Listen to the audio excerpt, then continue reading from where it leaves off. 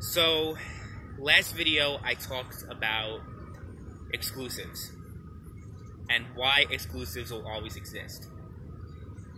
And I've been accused of being a console fanboy, of being a peasant, whatever you might say, because I hold the viewpoint that exclusive games are good for the industry. Not just console exclusives, but PC exclusives as well. I'm not trying to repeat every point I made. I think the last video summed up everything very well, so you should check that video out. But essentially, I have reasons for believing that PC exclusives and console exclusives are good for the industry.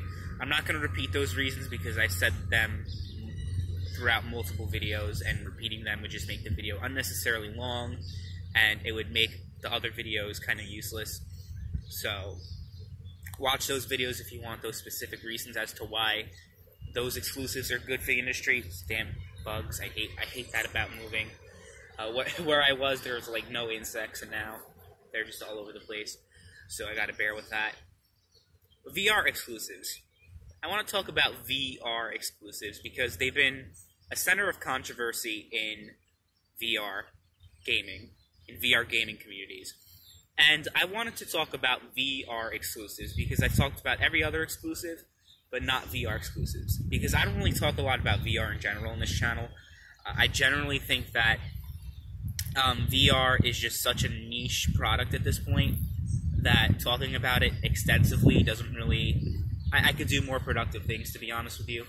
So that's why I don't talk too much about VR on the channel, but it does have potential, don't get me wrong.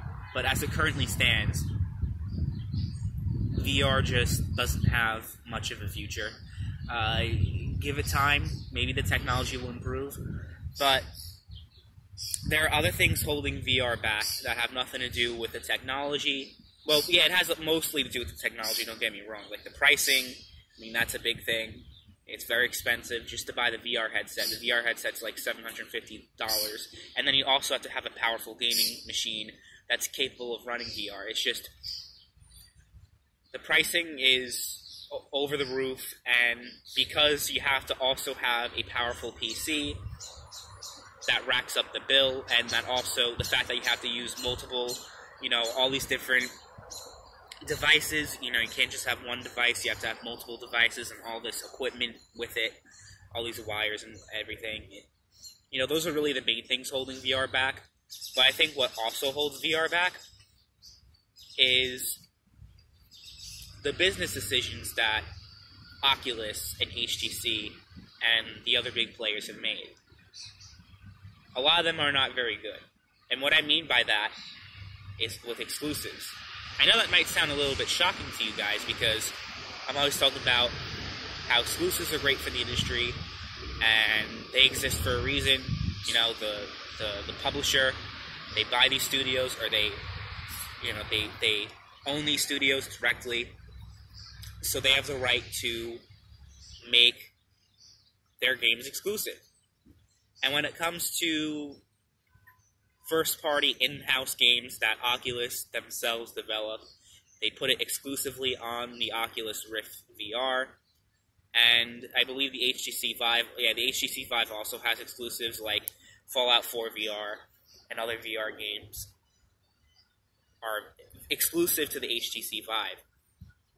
The problem that I have with VR exclusives isn't necessarily, it's anti-consumer, why, if I'm an HTC Vive user, why can't I be able to play Oculus games?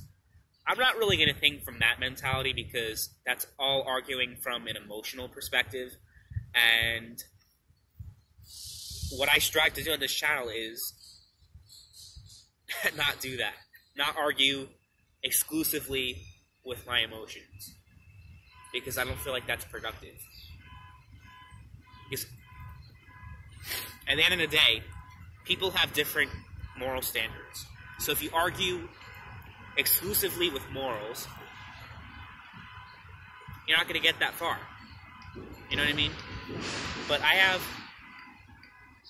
more pragmatic reasons as to why VR exclusives are not good. And it has a lot to do with adoption. VR has about 1% of the entire market share for the video game industry. I think mobile gaming is number one with like 33%. PC gaming is a close second with 31%. That has more to do with the fact that PC gaming is the most popular in Asia, and China specifically, which has over 1.5 billion people, and video game consoles have been banned until recently. And when those consoles were unbanned, a lot of the games were banned. So with the PlayStation 4, you only have about 60 games in PlayStation 4 for China. So, you know, when people say PC gaming is the second biggest platform, well, that's, you know, kind of misleading, but kind of not misleading because it's true. But at the same time, when you think of it, in North America, console gaming is much bigger than PC gaming. In North America and in Europe, console gaming is much bigger market. That's why developers and publishers target the console market specifically.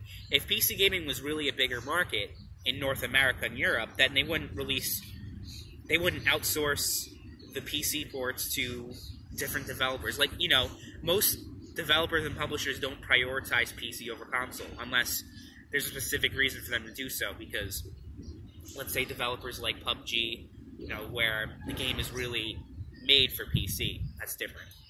But generally speaking, with PC gaming and console gaming, you know, when it comes to North America and Europe, I'm not very sure about South America, but I know North America and Europe console gaming is much bigger than PC gaming.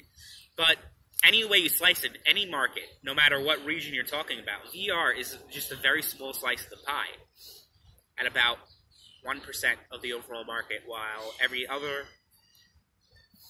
market has about 30-odd%. So, it's not good for VR. I mean, I understand it's experimental technology, so you can't really go by that. It has potential. One day it'll get there, is what I hear from a lot of people. But they're definitely doing a good job preventing people from adopting in the first place. Even if you do have the monetary funds, which is hard enough. Even if you do, you know, shell out the money to buy an Oculus Rift, let's say, now there's so many games that you can't play because they're exclusive to the Vive and vice versa. It's just, I understand where they're coming from. They want you to buy their hardware. And that's ultimately why exclusive games exist. And I'm not going to argue from a moralistic perspective, oh, they shouldn't do this because it's not right, it's wrong. It's just, no, I'm not going to go there. It's stupid. But just in this early experimental stage, what HTC and Facebook, who owns Oculus, what they should be focusing on isn't necessarily, their primary focus shouldn't necessarily be to sell their headset specifically. It should be to grow the market overall.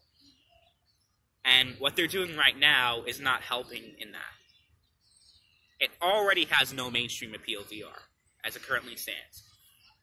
The only people who play VR are the most hardcore of the hardcore gamers, and they're even hardcore gamers that don't want to move around and shit. So they don't even like VR. And then there are also a lot of people who would want VR. They have the monetary funds and all that, but they have, like, motion sickness or whatever. So you're already, you know, it's like a niche of a niche. That's what VR is. But you're just making it even worse.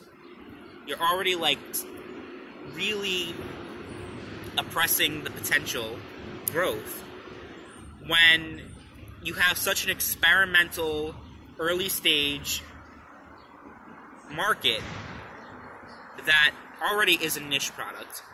You're going to make it even more niche by having exclusives, and that's what they've done. Because that's what I'm thinking. Like, even if I had the funds to get a VR system, which would run me, like, what? Way over $1,000. But let's say I wanted to do that because it's cool, VR is cool, and if I just had the money to throw away, then fine, I'll get it. But, on the other hand, I get one headset, and there's so many games that I can't play. And VR games are already, like, pretty sparse. most of the VR games out there are tech demos, but when you do have those real VR experiences like Fallout 4, and you bought an Oculus Rift, you can't play the game. So, it's not good. It's really not good for the VR market to grow. HTC and Oculus are not doing a good thing. They think they are because, we're going to grow. We're going to grow our headset specifically. But when the market doesn't grow and remains stagnant, partially because of your foolish business decisions, then you're not going to grow too much, are you? And that's really where I stand on VR exclusives. It just makes absolutely no sense to me when you're trying to grow a specific market. You're investing so much money into a market, and but at the other hand, you're doing so much to prevent that market from growing. Because you're turning away so many people. Like, I just don't understand that whole thing. Now, Steam VR is very interesting because they're actually paying developers not to sign exclusive contracts. So, I think Valve knows what the hell they're doing. They understand that exclusives are not good for VR. And I agree with that. And I think what they're doing to help the VR market grow is actually very smart, and I think they should keep doing that. They're making a lot of strides to making VR a more mainstream product and a more appealing product. So what Valve is doing is very great. As far as PlayStation VR, because I'm sure people are going to ask me about that because I talk about console exclusives, and PlayStation VR is part of console gaming, I guess, right? So what do I think about PlayStation VR? Should PlayStation VR have exclusives? And as far as that goes, because it gets tricky because some headsets are obviously way more powerful, and PlayStation VR is the most low-end version of it. And the thing about VR is that it's such a wide umbrella that, it's on PC, it's on console, it's on mobile, and there are different VRs for different types of gaming. So, I'm not sure what to think about PlayStation VR.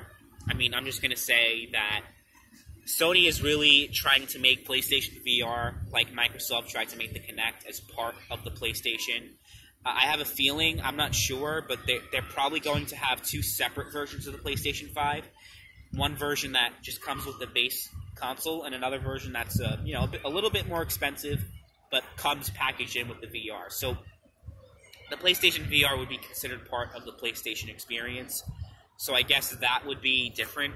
So if they had exclusives, it would be just wait for you to buy the PlayStation console. But on the other hand, if they're really trying to grow the VR market, you really shouldn't have a situation where someone who owns an HTC Vive can't play PlayStation VR games. You know what I mean? So even with PlayStation VR, while I understand why they exist, on the other hand, you already have the price advantage. PlayStation VR is the cheapest VR headset. You don't need to have exclusive games to compensate, really, because you're just going to hurt the market. There will be a time and place for exclusive games to exist on VR. I'm not saying they never should exist, but right now, I don't think it's the right time to do that. It's a growing, emerging market, and having exclusive games would really be self-defeating at this current point. And that's what I think about VR exclusives. I'm sure a lot of people are surprised, I guess, because I'm always with this mentality that exclusives are always good for the industry, but when it comes to VR, not so much.